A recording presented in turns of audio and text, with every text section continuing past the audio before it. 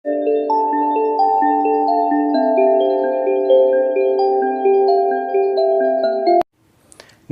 વિદ્યાર્થી મિત્રો, લાસ્ટ લેક્ચરમાં આપણે પદાર્થને વિદ્યુત ભારિત કરવાની બે રીતોનું છે આપણે અભ્યાસ કર્યો હતો. પહેલું હતું એ ઘર્ષણ દ્વારા અને બીજું હતું સંપર્ક દ્વારા. હવે છે ત્રીજી રીત જોવાની છે, એટલે કે પ્રેરણની રીત, કે જેમાં તમારે સંપર્ક કરાવવાની જરૂર નથી. એ પહેલાં જે કાલે ભણી ગયા છીએ એને ફટાફટ છે આપણે રિવાઇઝ કરી લઈએ. તો કે કાલે જે આપણે સંપર્કની રીત જોઈ હતી, સંપર્કની રીત કેના માટે હતી? તો કે સમાન ગોળાઓ હોય ત્યારે બેવનો વિદ્યુતભાર છે એ કુલ વિદ્યુતભાર કરતાં અડધો થઈ જશે. ઓકે, પણ જ્યારે અલગ અલગ ત્રિજ્યાઓ હશે ત્યારે શું થાય છે? તો કે એના માટે આપણે જે ફટાફટ છે રિવાઇઝ કરી લઈએ. કે જો કે બેવ, પહેલો એક ગોળો છે, આ ગોળાની ત્રિજ્યા છે r અને બીજો એક ગોળો છે, આ ગોળાની ત્રિજ્યા છે 2r. એનો પરનો વિદ્યુતભાર છે Q1, બીજા ગોળા પરનો વિદ્યુતભાર છે Q2. આને એકબીજા સાથે સંપર્કમાં લાવી અને છૂટા પાડવામાં આવે છે ત્યારે પહેલા ગોળા પરનો વિદ્યુતભાર છે Q1 ડેશ કહું તો એનું સૂત્ર શું હતું જરા યાદ કરો. તો કે જે ગોળા પરનો વિદ્યુતભાર મેળવવો છે એની ત્રિજ્યાના છેદમાં બંને ગોળાઓની ત્રિજ્યાના છેદમાં ગુણ્યા કુલ વિદ્યુતભાર. તો કે Q1 dash is equal two શું થશે? R1 ના છેદમાં R1 plus R2 into Q total is, અને બીજા માટે Q2 dash is equal two R2 ના છેદમાં R1 plus R2 into Q total. અને આના આધારિત મેં તમને એક હોમવર્કમાં દાખલો આપેલો હતો.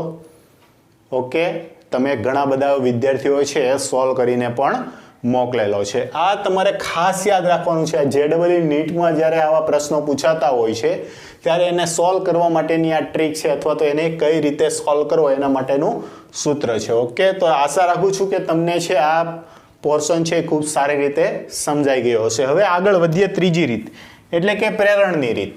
જો પ્રેરણના રીતની વાત કરીએ તો જોયું હતું કે પહેલી બંને રીતો હતી એમાં સંપર્ક કરાવતા હતા, એટલે કે સંપર્ક કરાવી અને ઘર્ષણ કરાવ્યું હતું. પરંતુ અહીંયા તમારે સંપર્કની કોઈ જરૂર નથી, સંપર્કની જરૂર નથી. એટલે કે અહીંયા બેવમાંથી એક પણ જે પદાર્થ છે ને વિદ્યુત ભારિત કરાવે એને સંપર્કની કોઈ જરૂર નથી. તો જો આકૃતિમાં A અને B ધાતુના ગોળાઓ છે જે વિદ્યુતની દ્રષ્ટિએ તટસ્થ છે અને એને અવાહક સ્ટેન્ડ પર ગોઠવેલા છે. ઓકે, પછી ગોળા એની નજીક રેશમના કપડા સાથે ઘસેલા કાચના સળિયાને, હવે રેશમના કપડા સાથે જ્યારે કાચના સળિયાને ઘસવામાં આવે ત્યારે કાચનો સળિયો કેવો બની જાય છે? ધન વિદ્યુત ભારિત બનશે. અને જ્યારે કોઈ ધન વિદ્યુત ભારિત પદાર્થ છે એ ગોળા AB ની નજીક લઈ જવામાં આવશે, તેના પરિણામ સ્વરૂપે શું થશે? તો કે આ ભલેને બે ગોળાઓ તટસ્થ રહ્યા, પરંતુ આ બંને ગોળામાં રહેલો ઋણ વિદ્યુતભાર છે એ કોના તરફ આકર્ષિત થશે? તો કે ધન તરફ. તો કે અહીંથી આકર્ષિત થઈને ક્યાં આવી ગયા? ધન બાજુએ. તો ગોળા એમાં જેટલો ઋણ વિદ્યુતભાર છે એ ખુલ્લો થયો એટલો જ ગોળા બીમાં ધન વિદ્યુતભાર ખુલ્લો થશે. એટલે આમાં ગોળામાં આવી ગયો ધન વિદ્યુતભાર. હવે આ ધન વિદ્યુતભાર તો કે ધને ધન અપાકર્ષણ થાય એટલે આ બીજા ગોળાની સામેની બાજુએ આ રીતે ખુલ્લો થશે. ઓકે, પરંતુ આ બંને વિદ્યુતભારો છે ગોળાની અંદર જ જકડાયેલા રહેશે, એ બહાર નીકળશે નહીં. અહીંથી આ વિદ્યુતભાર બહાર નહીં નીકળી શકે, અહીંથી આ પણ વિદ્યુતભાર બહાર નીકળશે નહીં, કેમ કે એ ધાતુ સાથે શું કરેલા છે? સંકળાયેલા છે. હવે શું કરો છો કે આ સળિયાને એમ જ રાખો. હવે જોજો ખાસ યાદ કે આ સળિયો છે તમારે સંપર્ક નથી કરાવવાનો. જો બે વચ્ચે અંતર છે, બેવને એકબીજાથી કેવા રાખ્યા છે? દૂર રાખવા છતાં પણ ગોળા A પર ઋણ વિદ્યુતભાર પ્રસ્થાપિત થયો, ગોળા B પર સામેની બાજુએ ધન વિદ્યુતભાર પ્રસ્થાપિત થયો. હવે આ બે ગોળાને તમારે સહેજ અલગ કરવાના છે, થોડાક દૂર લઈ જવાના. તો જો ફરી પાછો આ ધન વિદ્યુતભારિત કાચનો સળિયો, આને તમે થોડાક દૂર લઈ જાઓ એકબીજાથી તો શું થશે? તો કે અહીંયા જે આ ઋણ વિદ્યુતભાર હતો એ આ બાજુ આકર્ષાયેલો રહે. જ્યારે ધન વિદ્યુતભાર આકર્ષાઈને હવે કઈ બાજુ આવી જશે? કે ધન અને ઋણ. તો અહીંયા પણ બતાવી શકો અથવા તો અહીંયા પણ બતાવી શકો. આને તમે કેવા કર્યા? સહેજ એવા કેવા પડતા છે દૂર કર્યા. ઓકે, હવે શું કરો છો? આ સળિયાને તમે હટાવી લો. આ સળિયાને શું કરો છો? હટાવી લો. તો આને હટાવો. જો તો આ ઋણ વિદ્યુતભાર છે કોના તરફ આકર્ષિત થશે? ધન તરફ, અને ધન ઋણ તરફ. તો એવું બનશે કે જ્યારે આ કાચના સળિયાને હટાવશો એટલે ઋણ વિદ્યુતભાર છે હવે અહીંયા આવી ગયો, અને ધન વિદ્યુતભાર છે એ ક્યાં આવી ગયો? તો ગોળા બીની આ બાજુની સપાટી પર. તો જો આ ધન અને ઋણ વિદ્યુતભાર એકબીજાની નજીક આવ્યા તો ધન અને ઋણ એકબીજાને શું કરશે? આકર્ષશે. એટલે આ ગોળાઓ છે એકબીજાની નજીક આવશે.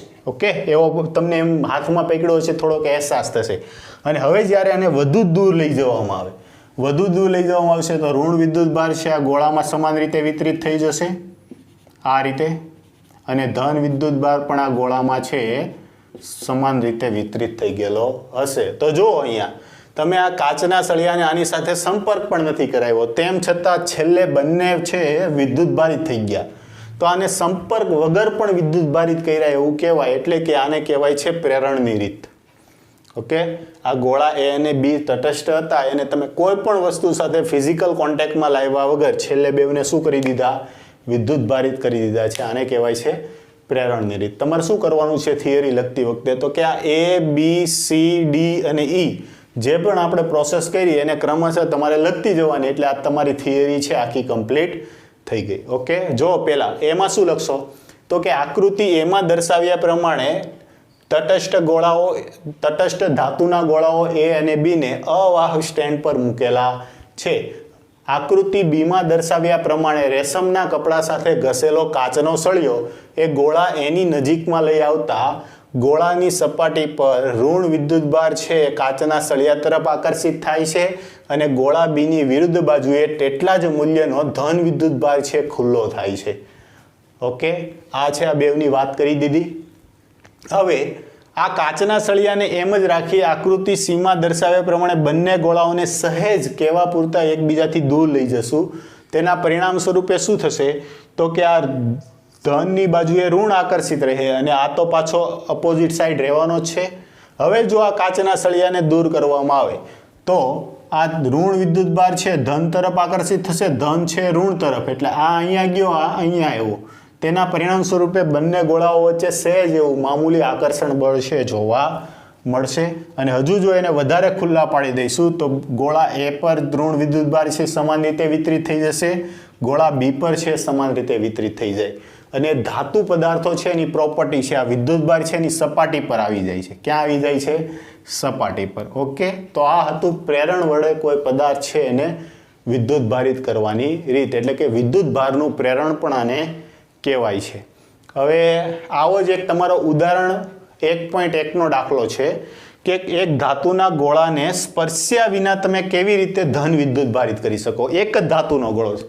બે ધાતુના ગોળા હોય તો આપણે રીત છે સમજી ગયા. ચાલો, એક જ ધાતુનો ગોળો છે એને પણ સંપર્ક વિના તમારે કેવી રીતે વિદ્યુતભારિત કરી શકો, અને એમાં પણ ધન વિદ્યુતભારિત. જો એટલું યાદ રાખો, જેવો પણ વિદ્યુતભારિત કરવો છે ને, જે વિદ્યુતભારિત કરવો છે એના કરતા વિરુદ્ધ વિદ્યુતભાર વાળો સળિયો છે એ તમારે લઈને એની પાસે આવવાનો. ઓકે, જો આકૃતિ એમાં ગોળો એ દર્શાવેલો છે, આ ગોળો છે વિદ્યુતની દ્રષ્ટિએ તટસ્થ છે.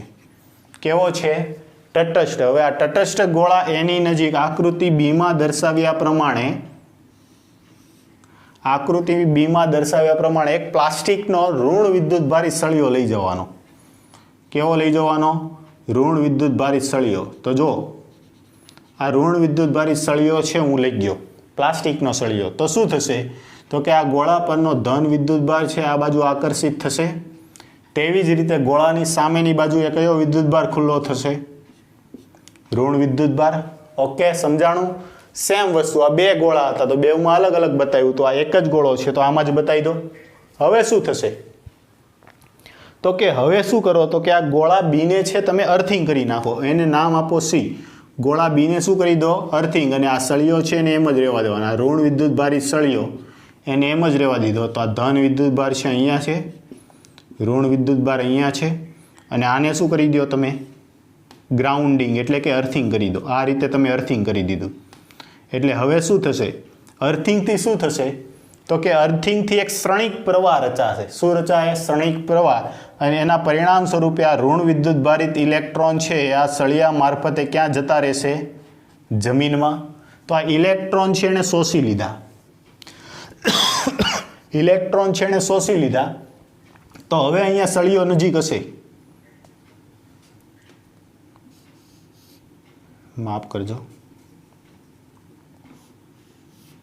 આ ઋણ વિદ્યુતભારી સળિયો છે, અહીંથી ઇલેક્ટ્રોન જતા રહ્યા તો અહીંયા માત્ર કેવો વિદ્યુતભાર છે, ધન વિદ્યુતભાર, અને અહીંથી તમે અર્થિંગ દૂર કરી નાખો, અર્થિંગને હવે શું કરી નાખો આપણે, કાઢી નાખો, અને હવે આ સળિયો છે એને પણ દૂર કરી નાખો, તો આ ધન વિદ્યુતભાર શું થશે, આમાં આ રીતે સમાન રીતે વિતરિત થઈ જશે. તો જો આ એક તટસ્થ ગોળો હતો, એને તમે અર્થિંગ કરી અને તમે કેવો બનાવી દીધો, ધન વિદ્યુતભારી, તો આમાં પણ વિદ્યુતભારનું પ્રેરણ થયું એવું કહેવાય. એટલે આ અલગ અલગ બે રીતો દ્વારા તમે છે વિદ્યુતભારને પ્રેરણ કરી શકો છો. ફરી વાર એક તટસ્થ ધાતુનો ગોળો લીધો, એને અવાહક સ્ટેન્ડ પર રાખેલો છે. આ ગોળાની નજીક આકૃતિ બીમાં દર્શાવ્યા પ્રમાણે ઋણ વિદ્યુતભારી પ્લાસ્ટિકનો સળિયો લઈ જવાનો. પ્લાસ્ટિકનો સળિયો કેવો હશે, ઋણ વિદ્યુતભારી હશે. ઋણ વિદ્યુતભારી પ્લાસ્ટિકનો સળિયો છે, જ્યારે આની નજીક લઈ જવામાં આવશે, ટચ કરાવવાનો, નજીક લઈ જતા આ સળિયાની નજીકના ભાગમાં ધન વિદ્યુતભાર ખુલ્લો થશે અને એની અપોઝિટ સાઈડ ઋણ વિદ્યુતભાર. આને એમ જ રહેવા દો, આ ભાગને શું કરી દો તમે, અર્થિંગ, ગ્રાઉન્ડિંગ કરી દો, તો શું થશે, આના ઇલેક્ટ્રોન બધા શોષાઈને ક્યાં જતા રહ્યા, જમીનમાં. તો અહીંથી જો હવે જ્યારે અર્થિંગ તમે દૂર કરશો તો અહીંયા કોઈ ઋણ વિદ્યુતભાર નથી, અને આ સળિયાને પણ દૂર કરી લો તો ધન વિદ્યુતભાર કેવો પથરાઈ જવાનો છે, આમાં સમાન રીતે છે પથરાઈ જવાનો છે. તો આશા રાખું છું કે વિદ્યાર્થી મિત્રો તમને પ્રેરણની બંને રીતો છે સમજાઈ ગઈ છે. આ પ્રેરણની એકચ્યુઅલ જે બોર્ડની આપણી એનસીઆરટી પ્રમાણેની થિયરી છે, અને આ એનું ઉદાહરણ 1.1 છે. ચાલો ફટાફટ છે આ લખી નાખો, પછી આગળથી આપણે થોડાક દાખલાઓ જોઈએ. ચાલો વિદ્યાર્થી મિત્રો, તો હવે અત્યાર સુધી જે પણ ભણેલા છીએ એને આધારિત થોડાક દાખલાઓની પ્રેક્ટિસ કરી લઈએ. તો જો વિદ્યુતભારનું જે સંરક્ષણ છે અથવા તો વિદ્યુતભારનું ક્વોન્ટમીકરણ છે, વિદ્યુતભારના ક્વોન્ટમીકરણ પર આધારિત દાખલાઓ છે મેં તમને અહીંયા આપેલા છે. વિદ્યુતભારનું ક્વોન્ટમીકરણ ઉપયોગ કરીને આ દાખલાઓ છે એ સોલ્વ કરવાના છે. તો જો નીચેનામાંથી કયો વિદ્યુતભાર પદાર્થ પર શક્ય નથી, 4 ઓપ્શન આપી દીધા.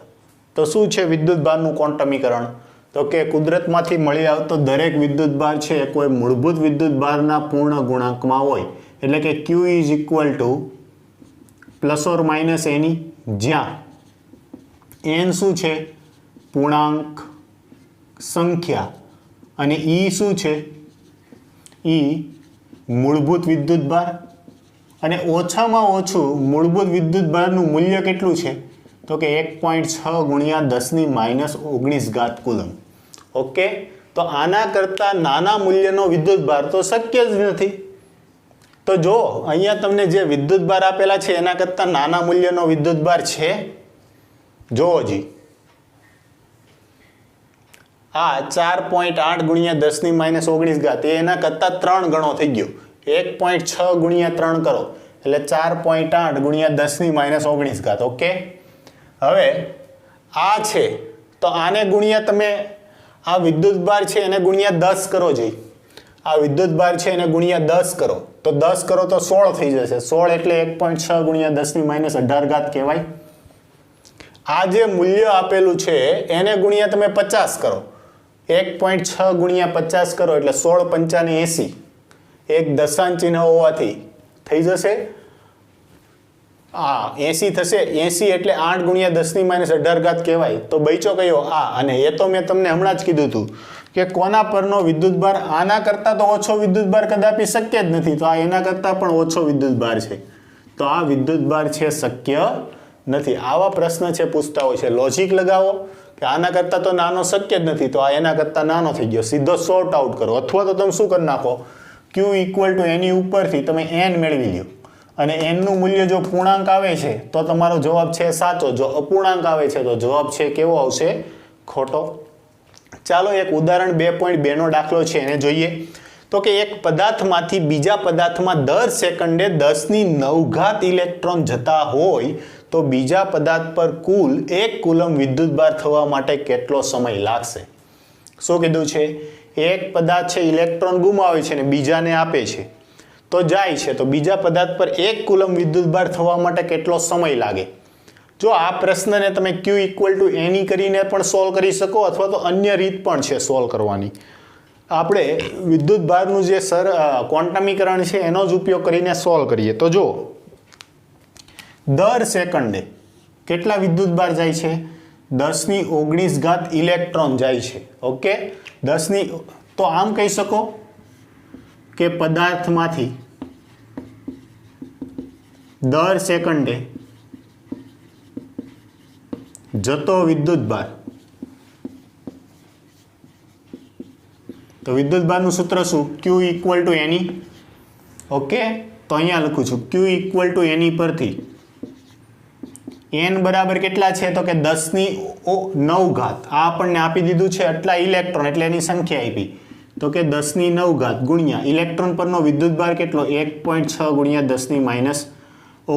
તો કેટલું થઈ જશે? 1.6. આધાર સરખા, ઘાતનો સરવાળો -19 પ્લસ 9 એટલે 10⁻10 કુલમ. આ તમને ક્યારે મળ્યું? તો એક પદાર્થમાંથી દર સેકન્ડે જતો વિદ્યુત ભાર છે મળી ગયો. કેટલા? દર સેકન્ડે 1.6 ગુણ્યા 10⁻10 કુલમ વિદ્યુત ભાર છે જાય છે. તો તમારે જોઈએ છે કેટલો? 1 કુલમ. આ માટે કેટલો સમય લાગે મેળવવાનું છે? તો તમે આ રીતે ત્રિરાશિ મૂકી શકો.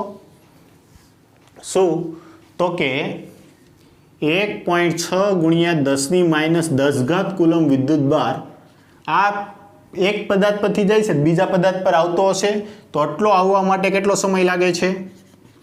1 સેકન્ડ. તો હવે કેટલો વિદ્યુત ભાર કરવો છે આપણે? 1 કુલમ. તો 1 કુલમ કરવા માટે લાગતો સમય કેટલો? ચાલો આનો ક્રોસ ગુણાકાર કરો. તેથી શું થશે? સમયને હું ટી વડે દર્શાવું તો 1 ગુણ્યા 1, 1/1.6 ગુણ્યા 10⁻10. ઓકે, ચાલો તો શું થશે? 1/1.6, 1/1.6 એટલે 0.625 ગુણ્યા 10⁻10 ઉપર જાય તો પ્લસ, તો કેટલું થઈ ગયું? 6.25 ગુણ્યા 10⁹ સેકન્ડ જેટલો સમય લાગે. કેટલો સમય લાગશે? 6.625 ગુણ્યા 10⁹ એટલો. એટલે આપણે સમજી શકીએ છીએ કે 1 કુલમ વિદ્યુત ભાર એ ખૂબ જ મોટું મૂલ્ય છે. જોવો તો ખરા આટલો બધો સમય. આને વર્ષમાં કન્વર્ટ કરો એટલે તમને ખ્યાલ આવશે. તો જો સેકન્ડમાં મૂલ્ય છે, તમારે એમ શેમાં લઈ જવું છે? વર્ષમાં. તો સેકન્ડમાંથી મિનિટમાં ફેરવવા માટે 60 વડે, મિનિટમાંથી કલાકમાં ફેરવવા માટે વળી પાછું 60 વડે ભાગવાનું. તો સમય ટી બરાબર આવું થશે 6.25 ગુણ્યા 10⁹ ના છેદમાં 3600 કરી નાખો. એટલે હવે આ મૂલ્ય શેમાં આવી ગયું? તો કે કલાકમાં. કલાક ભાગ્યા 24 કરી નાખો એટલે દિવસમાં, દિવસ ગુણ્યા 365 કરી નાખો. શેમાં આવી ગયો? વર્ષમાં. તો આનો સોલ્યુશન આપશો એટલે અંદાજિત 198 વર્ષ આવશે. કેટલો સમય લાગે? 198 વર્ષ જેટલો સમય લાગશે કે એક પદાર્થમાંથી 10⁹ ઇલેક્ટ્રોન ભલે જતા હોય તોય બીજા પદાર્થ પર 1 કુલમ વિદ્યુત ભાર થવા માટે 6.25 ગુણ્યા 10⁹ સેકન્ડ અથવા તો 198 એટલે કે અંદાજિત 200 વર્ષ જેટલો સમય લાગી જાય. કે ચાલો ફટાફટ લખી નાખો એટલે પછી આગળના દાખલાઓ છે આપણે જોઈએ. વિદ્યાર્થી મિત્રો, હવે જોઈએ ઉદાહરણનો દાખલા નંબર 1.3. પ્રશ્ન એક એવો છે કે એક પ્યાલા પાણીમાં કેટલા ધન અને ઋણ વિદ્યુત ભારો છે? પ્યાલા એટલે એક ગ્લાસ લઈ લઈએ. તો કે એક ગ્લાસ પાણીમાં કેટલા ધન અને ઋણ વિદ્યુત ભારો હશે? આવો છે પ્રશ્ન પૂછેલો છે. તો પ્યાલાની અંદર શું છે? પાણી છે. તો આપણે એક ધારણા કરી શકીએ. ધારો કે પ્યાલા કૌંસમાં ગ્લાસ ની અંદર 250 ગ્રામ પાણી છે. 250 ml નો આવે એટલે કે પાણીની ઘનતા 1 હોવાથી કેટલું થઈ જશે? 250 ગ્રામ. પાણીની ઘનતા 1 છે તો 250 ગ્રામ પાણી છે. પ્યાલાની અંદર શું છે? ઇમ્પોર્ટન્ટ છે. શું છે? પાણી. એટલે કે પ્યાલાની અંદર પાણી છે અને પાણીનું અણુસૂત્ર શું? H2O. તો આ H2O એટલે કે પાણીનો અણુભાર કેટલો? પહેલા અણુભાર ગણી લેવાનો કોઈ પણ વસ્તુ હોય. ઓક્સિજનનો 8, 8 ને 2 10, તો કે 10 ગ્રામ પ્રતિ મોલ. ઓકે, તો આપણે એમ કહી શકીએ કે આનો અણુભાર છે 10 ગ્રામ પ્રતિ મોલ છે, એટલે કે 1 મોલનું વજન કેટલું હશે? 10 ગ્રામ હશે. ઓકે, આ છે આપણી પાસે માહિતી આપેલી છે. તો આપણે ત્રિરાશિ મૂકી શકીએ. માફ કરજો, 10 ને 8 દુ 16, 16 ને 2 18, 18 ગ્રામ પ્રતિ મોલ. કેટલું આવશે? 18 ગ્રામ પ્રતિ મોલ. ઓકે, હવે આની ત્રિરાશિ મૂકી શકીએ કે 18 ગ્રામ હોય ત્યારે એમાં અણુઓની સંખ્યા 6.022 ગુણ્યા 10⁻23 તો 250 ગ્રામમાં કેટલા? એ રીતે આપણે મૂકી શકીએ. જો હું ત્રિરાશિ મૂકું છું અને પછી બીજી એક શોર્ટકટ રીત છે એ મેળવી લઈએ. બીજું કે તમારે અહીંયા ધન અને ઋણ વિદ્યુતભાર મેળવવાના છે. વિદ્યુતભાર માટેનું સૂત્ર શું? તો કે Q ± Ne છે, એ રીતે જ મેળવવાનું છે. તો આમાં તમારે પ્રથમ શું મેળવવું પડશે? N મેળવવા પડશે. સમજાય છે? પહેલાં તમારે શું મેળવવું પડશે? N. તો આના માટે વાયુના ગતિવાદ અનુસાર આપણી પાસે સૂત્ર છે કે મોલની સંખ્યા, મોલ મ્યુ અથવા તો N વડે દર્શાવે કે મ્યુ બરાબર સ્મોલ m ના છેદમાં કેપિટલ M બરાબર n ના છેદમાં Na. આવું એક સૂત્ર હતું, આપણે ભણી ગયા હતા.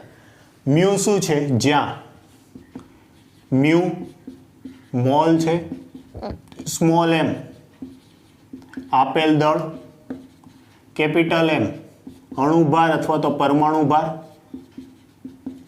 n સંખ્યા અને Na એટલે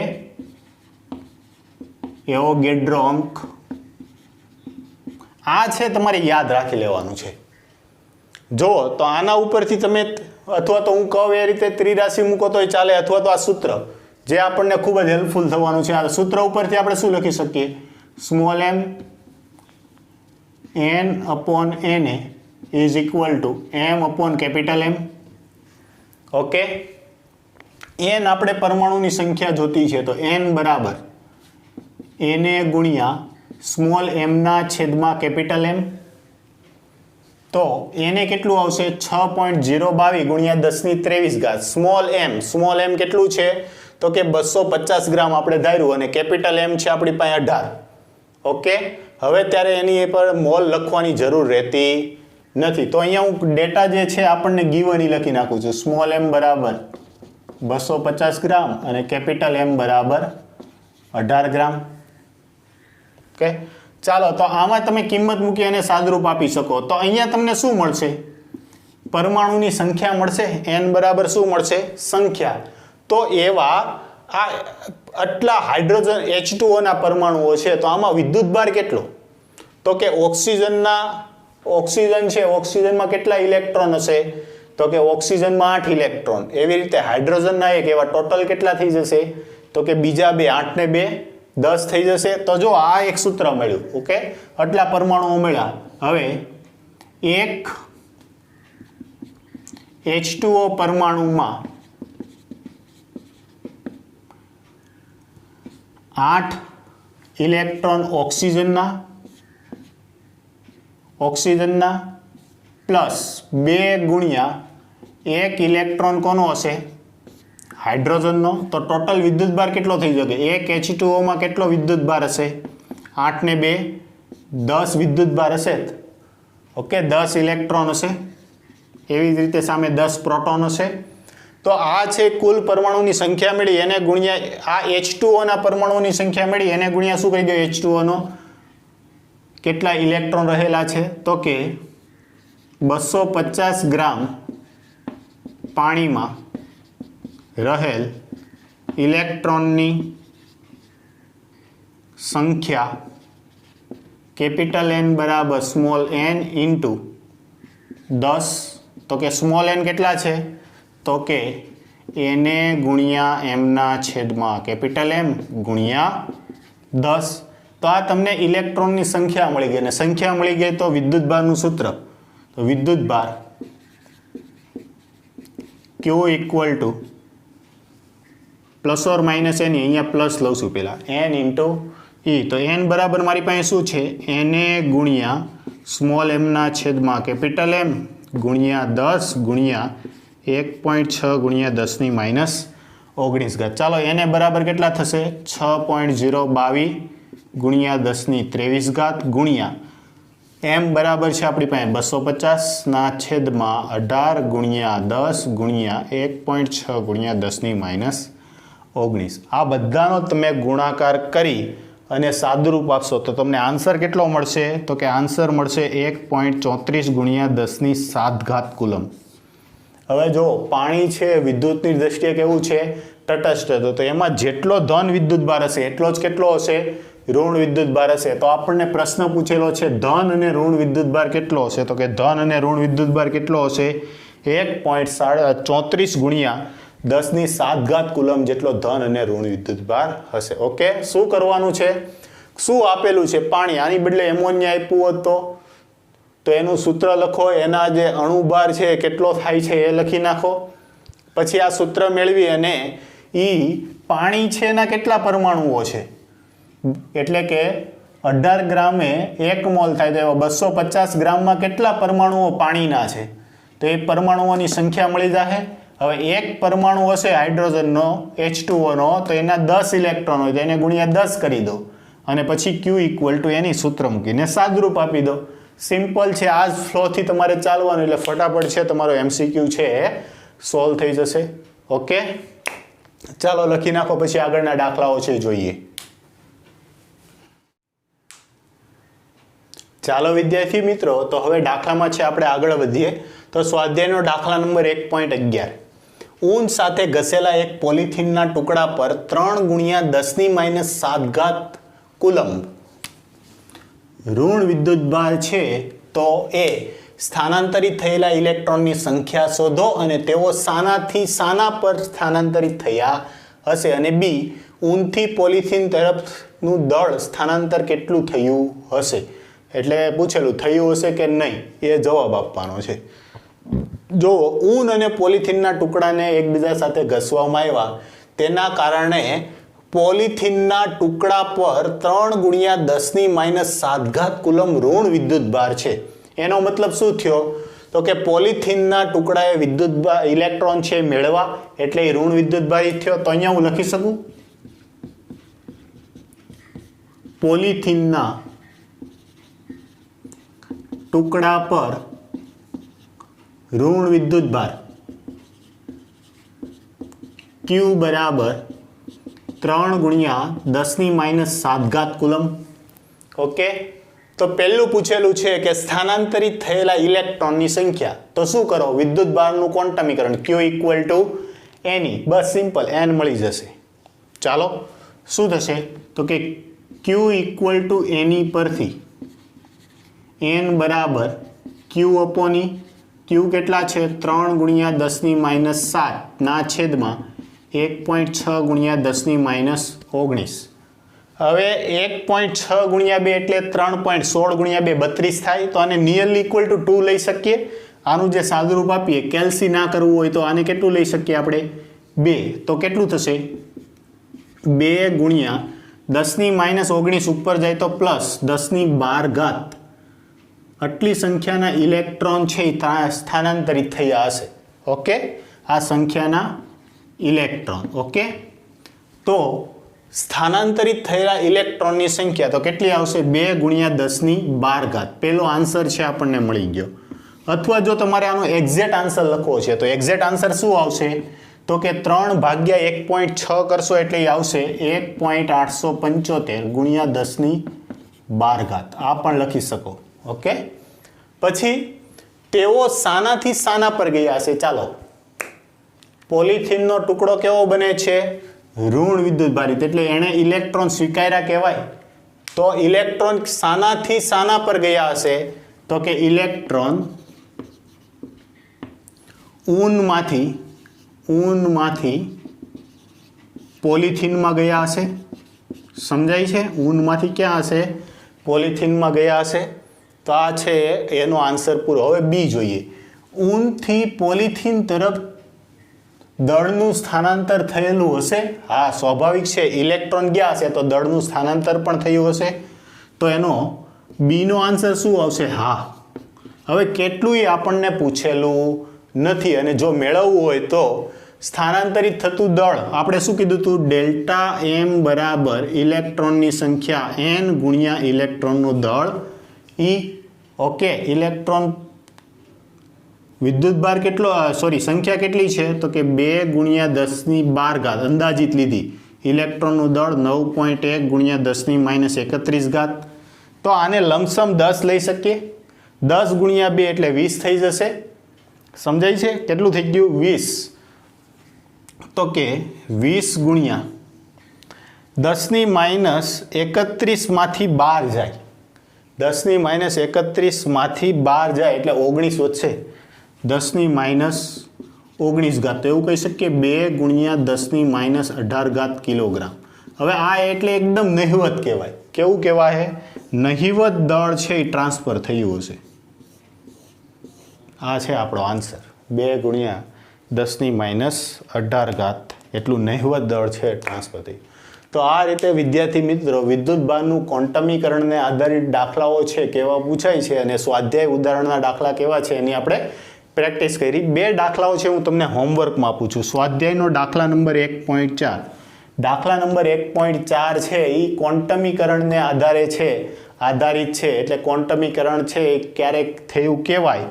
અને બીજો એમાં એક પ્રશ્ન છે કે સ્થૂળ પદાર્થ એટલે મોટા પદાર્થની જ્યારે ચર્ચા કરતા હોય ત્યારે શા માટે ક્વોન્ટમીકરણ છે અવગણી શકાય. બંનેની ચર્ચા આપણે થિયરીમાં કરી છે. જો તમને જવાબ ના સમજાય તો એ વિડીયો છે તમે ફરી જોઈ લેજો. સ્વાધ્યાયનો દાખલા નંબર 1.31. આ છે ઇલેક્ટ્રોન અને પ્રોટોન અને ન્યુટ્રોનનું બંધારણ જે આપણે ક્વાર્ક્સ દ્વારા મેળવ્યું હતું, અપ ક્વાર્ક્સ અને ડાઉન ક્વાર્ક્સ. એના આધારે પ્રશ્ન છે તો કે પ્રોટોનનું બંધારણ છે આપણે આપ્યું હતું UUD અને ન્યુટ્રોનનું બંધારણ આપ્યું હતું UUDD. એ બંધારણ બેવના મેળવવાના છે. એટલે બેવ પ્રશ્ન સિમ્પલ છે, તમે જોઈ લેજો. જોશો એટલે તમને ખ્યાલ આવી જશે. ના સમજાય તો આપણો લેક્ચર નંબર 2 તમારે જોઈ લેવો. એટલે બંનેના આન્સર છે તમને એમાંથી મળી જશે. તો આ સાથે લેક્ચર છે અહીંયા કમ્પ્લીટ કરીએ છીએ. આટલી માહિતી છે તમે લખી નાખો અને આ બધા જ દાખલાની છે ખૂબ સારી એવી તમે પ્રેક્ટિસ કરી લેજો.